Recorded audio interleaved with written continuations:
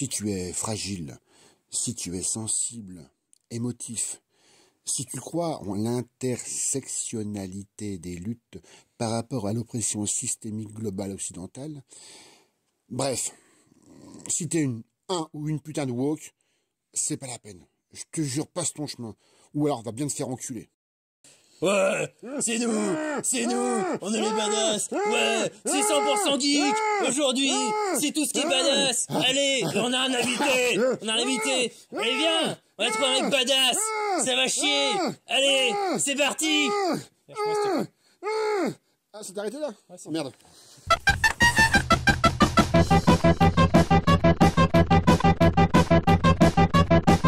Bon, je suis dans le rôle, putain, je suis dans le rôle. Comment vous allez?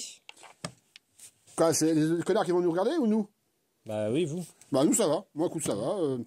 La dernière fois je m'en suis remis, mais autrement, on a on a un invité, une tarlouse de Star Wars. Le plus badass. On a un Grelot. représentant de Disney aujourd'hui, donc voilà. On peut pas dire n'importe quoi.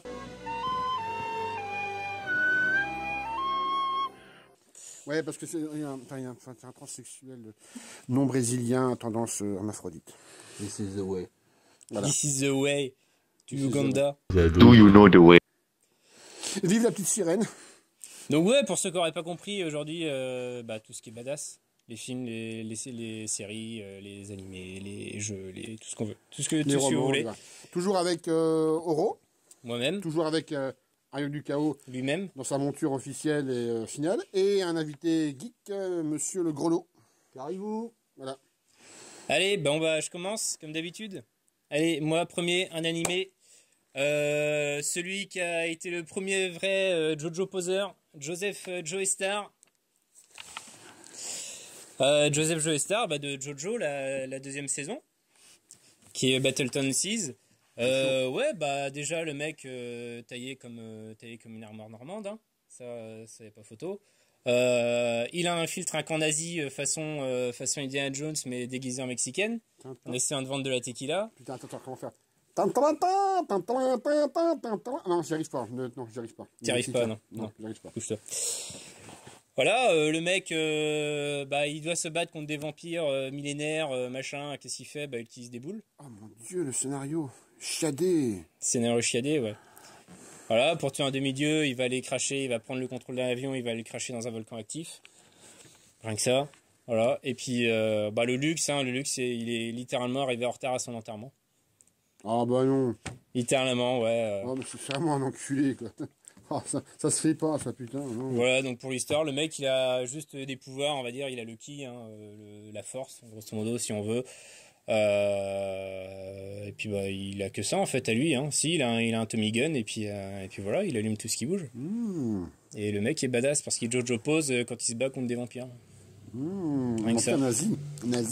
Non, mais il n'y a même pas de vampires nazis. Non, c'est juste des vampires qui ont plus de 10 000 ans qui étaient enfermés dans la pierre. Les hommes du pilier, je crois. Des gros suceurs, quoi. Ah non, c'est des beaux gosses, ces mecs. C'est des suceurs. Ah oui. Mais ils sont badass quand même aussi. Pas faux. Dans l'univers de Jojo. Joseph Joestar, le premier badass. Premier Jojo poseur. Qui dit mieux? Qui veut dire mieux? Tu veux dire mieux? Grelot. Allez, moi, vas-y. je te dirais Duke Nukem, par exemple. Dans la série jeux vidéo hyper badass, on a le gars qui déchire tout, qui arrache des têtes et qui chie dedans. Nicolas. Donc moi je trouve que c'est pas mal ça quand même. Ouais, exactement. Et les punchlines aussi Ouais. énervées, qui sont reprises de films, de mémoire. Pas mal de répliques sont reprises de films. Tout à fait, beaucoup de références par rapport au cinéma, aussi bien sur du Terminator que sur du Predator, sur tout ce qui peut exister en SF un peu bourrin. Et on s'y retrouve complètement, et dès le début, quoi. Ça envoie du steak. Donc voilà, par exemple, dans la première map, dans la cité, on commence à aller dans le cinéma, et on voit des choses assez intéressantes. Ouais, c'est le cinéma, c'est le cinéma pour enfants. C'est ça. Avec des films qui passent qu'à partir de minuit. C'est ça. Et voilà, qui font... C'était Canal+. Ouais. Si tu voulais vraiment vite tes mains, t'arrives à avoir une érection. Mais bon, fallait vraiment être très... Voilà. Ouais, c'était l'époque. Duke Nukem, c'est quelle année? C'est C'est 96, je crois. 95-96 Duke Nukem. 3D, Duke Nukem 3D. C'était la grande mode, c'était la grande période des chaud. FPS. Entre autres, à l'époque, on avait du Doom, Donc voilà, qui était un des premiers. C'est ça, c'est comme ça. On avait aussi du Quake. Et après, il y arrivait toute une série, la série des Duke Nukem. Il y arrivait aussi, après, sur les grandes périodes de Counter-Strike, des choses comme ça, qui étaient un peu plus, on va dire, réalistes, plus ou moins. Donc voilà, quoi. Mais moi, je reste sur la période badass, donc Doom, Quake et c'est bon gros bourrin, ça, j'aime bien. Ouais. Ah, le coup meilleur, c'est Quake 2. Quake 2, c'est génial. Allez! Putain, ça casse le décor. C'est badass. Merde. C'est génial. Alors, ouais, tiens, le décor qui se pète.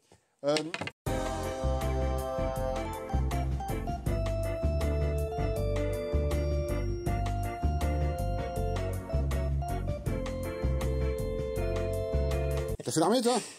Ouais. Putain, Ouais. ça se voit, hein, ça se voit, hein, ça se voit. Ah, putain. Allez.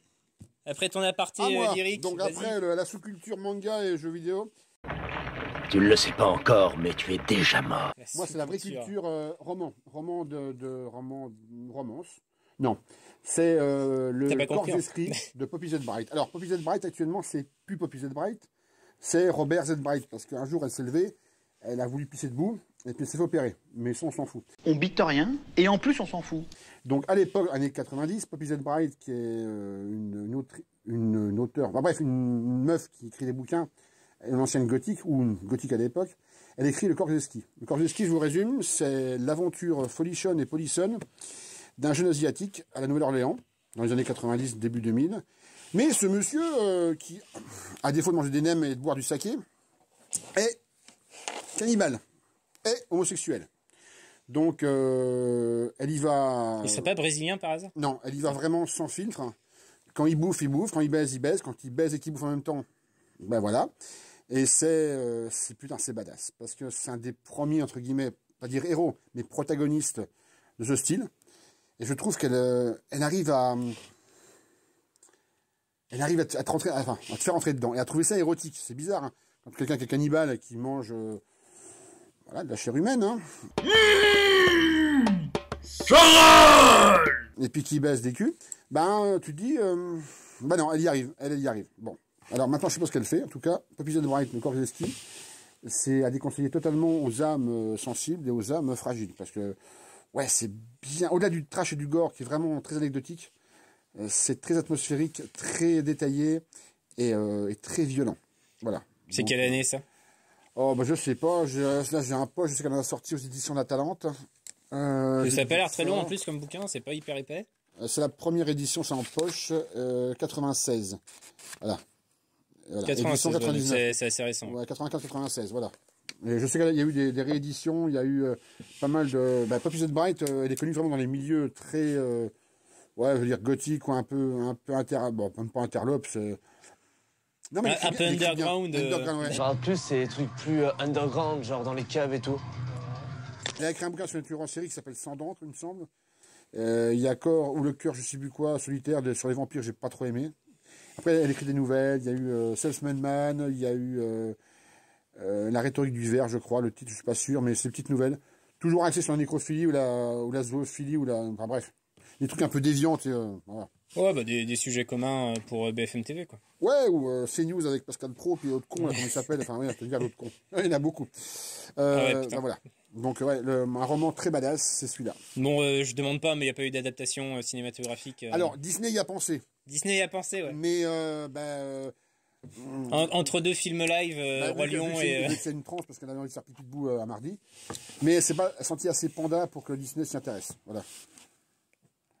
Est-ce que c'est dommage? Bah, Est-ce que t'aurais aimé voir les films? Ah, bien, une série, quoi. Une série qui passerait sur Gulli, ce serait génial, quoi. Mais bon. Hein. La meilleure chaîne pour les films badass, Gulli. Ou les pédophiles. Aussi. Hein? Malheureusement. Bon, à toi. Enfin bon, c'est autre chose. Alors, un prochain personnage badass. Alors, il faut savoir que là, en l'occurrence, le badass est une femme. Et ouais. Le badass est une femme. Badassette. Univers de Metal Gear Solid, le jeu. Le mentor de la légende, le mentor de Big Boss, nommé The Boss. Nommé The Boss, donc dans l'univers de Metal Gear Solid, c'est elle qui a fait gagner la Seconde Guerre mondiale aux Alliés. À elle seule, avec son unité. Deux mecs badass aussi. Nana Mouskouri? Non, elle s'appelle The Boss, c'est son nom de code, on connaît pas son identité réelle. Elle serait née dans les années 20, si je dis pas de bêtises. Sandrine Rousseau. Sur le wiki, Sandrine Non, Rousseau. sérieux, non plus. Non, Amélie Mauresmo. Amélie Mauresmo. Ouais, la mère des forces spéciales modernes. Mère des forces spéciales modernes, c'est-à-dire que sans elle, pas de commando. Ah, merde. Pas de commando, pas de rien, tout ça. Mentor du plus grand héros, peut-être du jeu vidéo, Big Boss. Sonic. Ouais, Big Boss. T'as pas fini de dire des conneries, merde? Oh là là. Je sais que tu veux qu'on parle de Dutch dans Predator et puis qu'on aurait fini la vidéo en 2 minutes. Oh, Dutch, attends. Ah, Dutch. Ah, Dutch. Ah oui, Dutch. Faut faire les quotas, c'est minimum 10 minutes pour YouTube. Ce qui peut jouir peut mourir. Mais ouais, très très badass. C'est une femme d'âge mûr quand on la rencontre dans le jeu, donc dans Metal Gear Solid 3.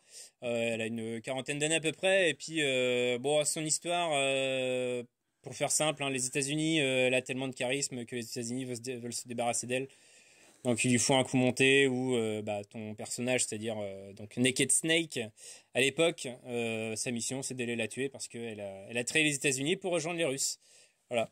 Mais tu sais qu'elle pèse quand Ivan, c'est pas Ivan, c'est Volgin, qui est un peu le grand méchant du jeu, le grand russe de 2m30, voilà. À côté, il est pas serein. Il est pas serein, il fait pas le con à côté, quoi. Ouais. Et quand tu vois que dans les 30 premières minutes du jeu, la première fois que tu la croises, littéralement, elle te pète le bras. Voilà. Elle te pète le bras, elle te jette du haut d'un pont, et puis elle te dit reviens quand t'auras grandi, gamin. Mais c'est la fille dans The Boys. C'est la fille dans The Boys, la chinoise. Non, la japonaise. Putain. La fille dans The Boys, elle est japonaise, bordel de merde. C'est pas une. Elle est pas chinoise. J'allais dire un truc raciste, mais je me suis retenu. Pour une fois. Donc ouais non gros en plus Metal Gear Solid 3 c'est sûrement le meilleur Metal Gear Solid, grosse histoire, et puis combat final contre le mentor qui est mythique, pas le plus impressionnant mais on va dire le plus symbolique.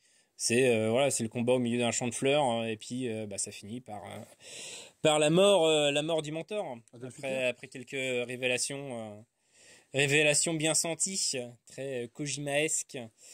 Mais voilà, ouais. Mon deuxième badass, The Boss. Une femme. Voilà. Et ouais, elle est énervée. Et putain de badass. Ouais. Allez, mon grelot. Allez, grelot. Bon, moi, dans la série des badass, un couillu, un vrai de vrai. Un homme, un vrai. Ah putain, les frères Gecko. Ouais, putain. Les frères Gecko, 7. Merde. Une nuit en enfer. Les frères Gecko, putain. Donc, voilà. Les méchants de chez méchants, qui sont pas si méchants, mais bien méchants. Donc voilà, ça déchire tout, ça fait des trous. Voilà, eux, ils aiment la chatte, en tout cas. Sale, c'est très très sale. Ouais, très très Alors, sale. de quoi ça parle un peu? Parce que moi je connais pas forcément. C'est l'histoire de gars qui ont fait 2 bracos, qui se barrent, qui traversent les États-Unis avec leur pognon, tout ça. Et en fin de compte, ils essayent de se barrer au Mexique et ils rencontrent une famille, donc ils les séquestrent. Ils se barrent dans le camping-car avec eux. Attends, une famille il y a un pasteur et 2 de ses enfants, dont un enfant qui est adopté parce que l'enfant, il est, comme tu dis si bien, d'origine asiatique. Ouais, mais spoil pas trop le truc. Mais j'aime bien spoiler, moi. C'est Ariox, c'est le spécialiste du spoil. Disons qu'il y a 2 films en un. Il y a la première partie du film qui est vraiment très thriller, et l'autre, elle est très... Voilà, quoi. Hein, voilà. Et là, ils arrivent donc dans un repère. Dans un repère de Mormons. De sang, on va dire. Voilà. Au téton tortillé, le Titi Twister. Et crois-moi, je vais te dire un truc. Chèche Marin, qui a une tirade, quand ils entrent dans le truc, elle est anthologique. Donc voilà. Il aime les félins, Donc d'origine je femelle. dirais que si vous l'avez jamais vu, un film de Quentin Tarantino, avec Tarantino dedans... Non, c'est pas Tarantino, ça. C'est pas Tarantino. Ah, C'est ça pas demande Rodriguez. la VAR. C'est pas Rodriguez. Merde. Si, c'est Rodriguez. C'est Robert Rodriguez. Tarantino, Mais il y a Tarantino dedans Oui, quand même. ouais. Tarantino. Ouais. Non, mais tu sais pas, tu me demandes. Ouais, c'est Hein, ça. top. Monsieur Wikipédia, Arioc du spoil. Arioc du Non, mais ce film, j'ai dû le voir au moins. Voilà, quoi. Voilà. Bah, au cinéma, je me suis pris une claque dans la gueule. Moi aussi, c'est génial. Littéralement. Donc voilà. Donc amusez-vous bien en regardant ce film-là. Quelle année? De DVD, ouais, mais t'as les bonus. Oh, il y a 20 ans. Ouais, j'ai des bonus, mais là, j'arrive pas à le dire, j'ai pas mes lunettes. T'as pas de merde. Bon, voilà. Bon. Problème technique. Donc, Ouais, fin ça- des années 90. Fin 90, avant. ouais. Ouais. Bon, à moi, Non. D'accord. On va marquer un temps d'arrêt de 2 minutes. on attend une vingtaine d'heures et puis après on revient après. C'est ça exactement, voilà. Donc, moi, c'est Ah, là, c'est pas là, ton tour. c'est clair, là, c'est mon tour. Allez, vas-y. J'ai toujours enculé, putain. Moi, c'est Cross. Alors, Cross, c'est comme dirait Euro, c'est un lore. qui a été développé par, surtout par David Lafemme et l'autre con, comment il s'appelle, j'ai pas mes lunettes, bah bref, on s'en fout. Javier Barrero. Je présente une émission avec des myopes, c'est Bon génial. bref, imaginez un monde où du jour au lendemain, ben, les gens ont une maladie qu'on appelle le cross. Le cross, c'est que sur leur front apparaît une sorte de croix ensanglantée où la peau se nécrose, la peau saigne. C'est ce qu'on les appelle des crosses. Et ceux qui sont atteints, on ne sait pas pourquoi, on ne sait vraiment pas pourquoi, sont atteints par le cross, cette maladie, deviennent totalement désinhibés à tout point de vue moraux. Alors, je ne peux pas vous montrer ça parce que YouTube va le censurer. Il y avait des films porno, il y avait des films... C'était plus soft. Il y avait des films violents, il y avait des films gore. Et ben là, il n'y a pas de limite. Celui-là, ça s'appelle Valeur familiale. On ne peut pas même pas dire que je suis un fragile dans l'âme. Il m'a fait reculer. Voilà. Celui-là, c'est Psychopathe. Il est pas mal. Il y a d'autres séries de cross. Ouais, parce que t'as la série principale qui a combien de tomes qui a... 4 ou 5, je crois, ou 6 peut-être. Ouais. Mais après, tu as des séries en Ouais, deux shots, des spin-offs, tu as en 2 parties, 3 parties. Ceux-là, pour moi, c'est les meilleurs. Les meilleurs au sens, celui-là, de toute façon, n'a aucune limite. Voilà, il n'y a aucune limite. Maman, tape dans le fond, c'est ta mère, on est d'accord. Maman, tape dans le fond, c'est ta soeur qui est mort-née. Mais vraiment, c'est... non, si t'as une sensibilité, si tu restes encore quelqu'un de très ouvert sur l'émotion, l'amour et les câlins, va pas lire ça. Va pas lire ça, c'est... si, vas-y, va lire, putain, vas-y, tu sais. Est-ce qu'il y a un personnage qui se démarque dans les badass? Non, parce qu'il vit pas de longtemps. Il n'a pas le temps de se démarquer. Hein. Soit il se fait sodomiser, soit il se fait bouffer, soit il se fait infecter, soit il se fait re-sodomiser, soit il se fait rebouffer, soit il est mort. Voilà, donc non, il n'y a pas de personnage, il y a un... Putain, c'est encore un mystère, comment ils ont réussi à développer ça, quoi. À faire publier. Ah ouais, mais... Crust, moi, c'est un comics que j'ai découvert un peu au hasard, sur les divagations sur Internet. Ouais. Et ouais, pour ceux qui ont joué à San Andreas, qui trouvaient le gros Godmichet pour taper sur des gens dans le commissariat. C'est rien, ça. Ouais, là, c'est plutôt le Godmichet cheval. Le vrai Godmichet cheval. Dans les 2 premiers tomes qui lancent la série, il y a un énorme mec, un ancien sûrement catcheur, qui est à poil, et on l'appelle bite de cheval. Pourquoi? Parce qu'il tape les gens avec une bite de cheval. Sympathique, quoi, ça réveille le matin. Puis après, si t'aimes les colliers de couilles ou les colliers de vagin ou d'oreilles, enfin, ou ce que tu veux d'ailleurs, si t'aimes ta mère déjà morte, c'est dégueulasse, c'est dégueulasse. Après, voilà, ce que je reproche à Cross, c'est que je vais avoir une dizaine de tomes, ça tourne vite en rond. Parce que le sujet, même s'il est très badass, même s'il est très violent, s'il est très subversif dans le sens, dans l'ultra, il y a un moment même l'ultra devient ridicule. Ouais, mais tu vois, moi, Crost, je l'aurais même pas mis dans les trucs badass. Parce que justement, je trouve qu'il n'y a pas de personnage qui ressortent vraiment badass. Le psychopathe, si. Avec son nichon de sa mère qui est dans un cellophane et qui se met sur la bout de la queue puis qui l'embrasse. Ça, je trouve ça badass, tu vois. Dans leur familiale, le fils et la mère, ça peut être badass. Ça peut être badass. Après badass, ça veut pas dire commando Schwarzenegger avec un tronc puis une tronçonneuse. Hein. Ça veut dire badass aussi, hein, je suis désolé. Ouais, oui. Avec, j'aurais pu prendre Predator, j'aurais pu prendre Terminator. Après Predator, de toute façon, tous les personnages sont badass. Donc le Black qui, pour se relaxer, il se rase sans sans mousse à raser. Même la fougère qui prend son minigun, machin. Ouais. Je suis d'accord. Bon, pour conclure, le plus badass, ça reste Dutch, quoi. Dutch dans Predator. Dutch, voilà. putain. Dutch. Ah ouais. Voilà, donc tout ce qu'on a dit avant, ça servait à rien. Regardez Predator. Voilà, Predator. Quelque chose à rajouter? Même Predator 2, qui est dans son style, même si c'était décrit à l'époque, il est super sympa. Ouais. Après, ça part en couille. Après, Predator 1. Predator 1, Predator, et puis Predator, quoi. Voilà. Ouais, quelqu'un a quelque chose à rajouter? Et aussi, attention. Un des films les plus badass qui existent pour moi, c'est un film de Schwarzenegger. Le grand Schwarzenegger, à l'époque où il était au top du top. Alors là, je vais vous dire un truc, il n'y a pas plus, il n'y a pas mieux, c'est le film Commando. Commando, voilà. Le titre résume le scénario. Ah bah de toute façon... Commando. Beaucoup de films de Schwarzenegger, et de toute façon, il est badass. Et malheureusement, j'ai été le voir au cinéma à l'époque. Et j'en suis ressorti, je dis plus jamais... Non, Expandable à côté, c'est du pipi. T'as été acheter de la testostérone en repartant du cinéma. Blucha, putain. Oh là là. Et puis j'ai acheté un bazooka. Enfin, tout le monde à la sortie du cinéma faisait des pompes, c'est bizarre. Tronçonneuse de machin sur l'épaule avec le tronc d'arbre en chêne, tu sens que voilà, c'est pas du bois de PD. Oh non, c'est pas du bois en balsa. Non, j'ai pas dit. Non, j'ai pas dit. Non. C'est du contreplaqué. De polydérivé. Voilà, du polydérivé.